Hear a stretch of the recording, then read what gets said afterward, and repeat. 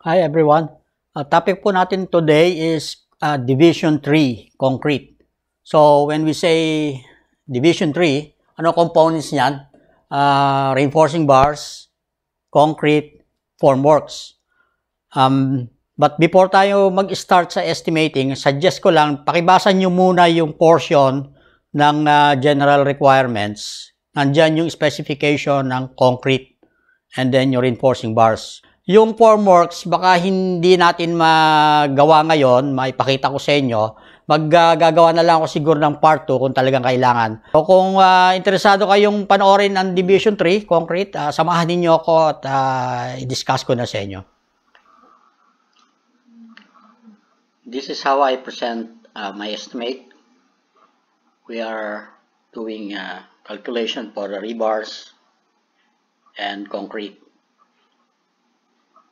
Kita nyo po rito, 7857 kilograms total na to and 49 meter cube of concrete.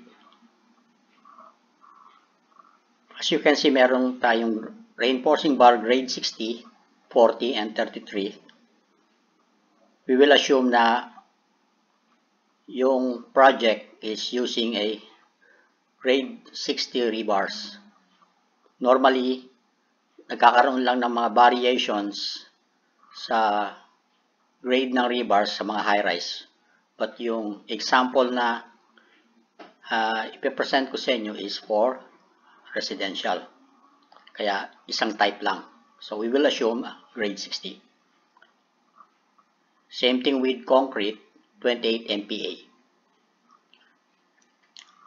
Itong total na to, makikita nyo rito, galing yan sa separate calculation. Meron akong kinreate na material take-off tab. Doon galing yung total na yan. Labor at saka materials. Nag-establish tayo dito ng unit price. 70 peso per kilogram.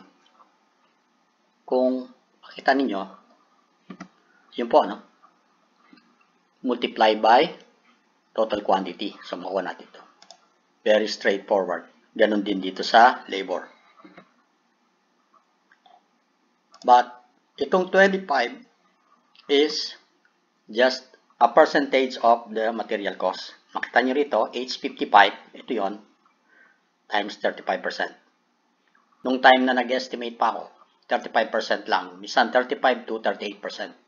40% is too much.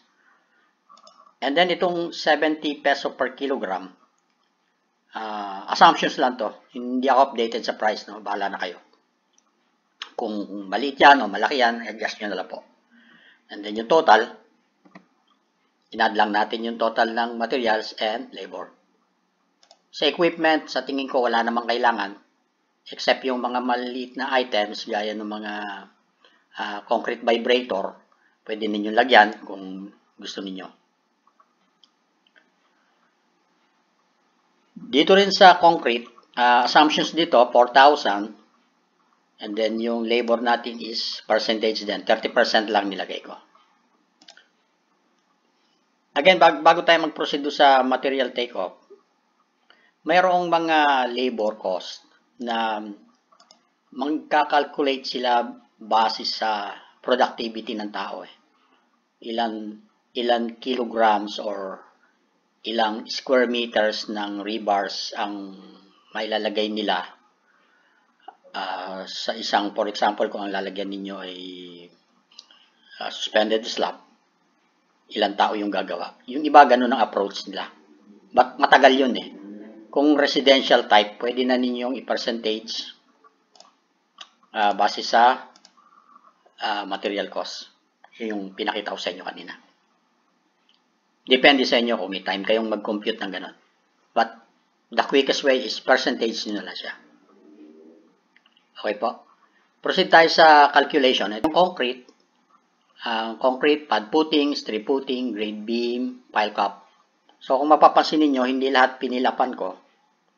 Mayroong mga items na in-skip ako. Dahil kung residential type, wala naman tayong grade beam kung meron na tayong strip putting. So, strip putting ginamit natin, wala tayong grade beam, wala tayong pile cap. below grade wall, retaining walls, wala tayo niyan. Sa residential, normally wala yan, except kung meron kayong basement. Then, slab on grade, meron tayong calculation, rectangular column, beams, and suspended slab, as well as stairs. Magbigay tayo ng ilang lines paano natin kinompute. Kung makita nyo rito, under this column, nakalagay niya number. So, ito yung number of pieces, how many pad footings we have for the foundation. So, nilagay ko rito, assuming, let's say 10 pieces of 1.2 by 1.2 meter, dimension ng pad footing by 0.25 yung thickness niya. And then, i-formula nyo lang, makita nyo ron, makukompute natin yung total volume. Lundag tayo dito naman sa rectangular column. So, 20 pieces, let's say 20 pieces of columns or 20 units of columns. Bakit siya naging 20? Let's say 10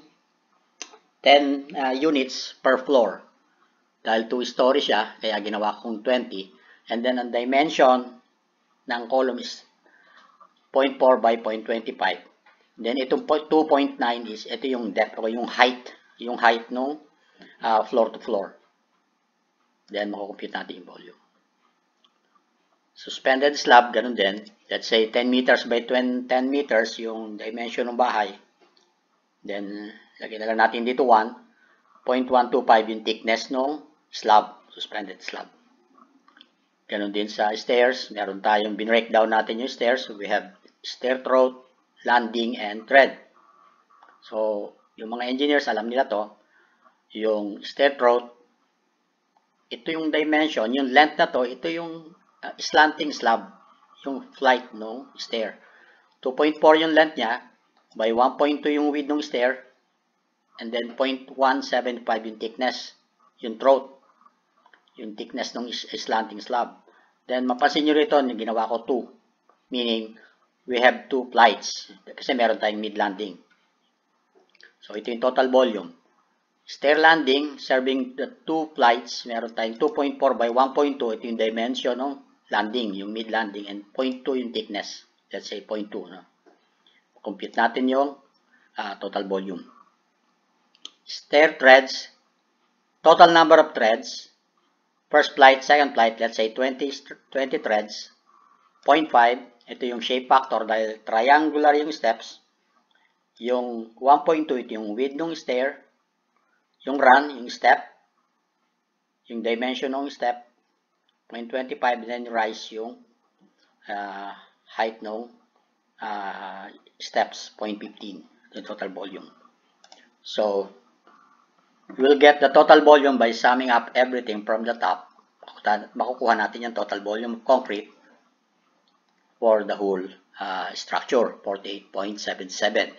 Ito po yung pinasok natin doon sa detailed estimate na pinakita ko kanina. Ito po. Ni-round off lang siya kaya naging 49. And then, ito yung isang interesting topic na gusto kong pakita sa inyo. No? Reinforcing bars, pad footing. Meron ako ditong density of rebars. Nakita nyo rito, kilogram per meter cube. Saan natin nakuha yung mga units na yan? Meron tayong side calculation. Pakita ko sa inyo dito. Ito yung side calculation natin, rebar density. First, kailangan muna natin computein yung volume ng concrete and then yung calculation ng rebars para makuha natin itong density ng rebar. To get the weight of rebars for pad footing, multiply natin yung density. Yan, nakita nyo po, no? D33, ito, D33, yung density na kinompute natin sa side calculation times 87.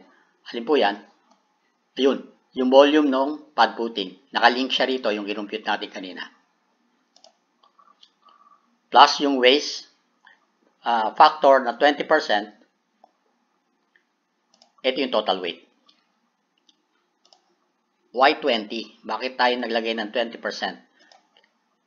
To cover up yung splicing, yung hook, and then yung waste stage. During preparation of pre-bar cutting list, for example, nakuha nyo yung job, yung project, kailangan nyo na mag-calculate ilang number of pieces of rebars as per commercial length. Ito yun. 20% would be enough to cover everything. Hook, splice, and waste stage, considering the commercial length of rebars. Yun po. So, ito na yung, pakita ko sa inyo naman yung side calculation. Ito yung volume ng pad putting, 1 meter by 1 meter by 0.25. Then, paano natin nakuha yung rebar? Let's say, 5 pieces. Kung makikita ninyo rito sa formula, yung first number, 5. Let's say, 5 pieces of rebars times 1 meter dimension ng pad putting times 2. Dahil both ways siya. Times 1.575. Itong 1.575, ito yung unit weight ng rebar. Ginamit natin 16 mm. So, makukuha natin ang total weight ng per pad putting. Okay po? So, 63 kg. Paano natin nakuha na yan? By kilogram of rebars divided by volume of concrete. Ito yung nakalink dito sa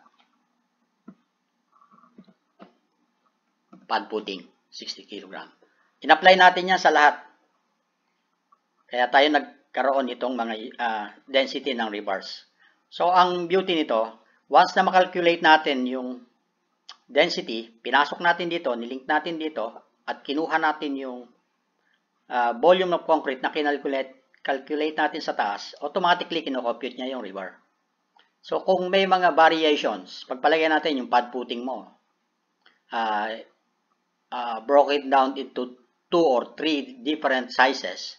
Pag meron ka ng density, using the same density, at meron ka ng volume of concrete, magko-compute yung rebars. Punta tayo sa, for example, dito sa rectangular column. Paano natin kinompute yung density niyan? Ito pa yung isa example, no? So, nasa rectangular column tayo. Dimension ng column, 0.25 by 0.4, assuming. And then, yung height ng column is 3 meters. Kumuha lang tayo ng isang segment ng column. And then, density. Paano natin makukuha ang rebars? Tingnan niyo po yung formula, no? Itong 6, yan yung number of pieces ng continuous bar. Times 3 meters, height, no? 3. Times 2.466, no?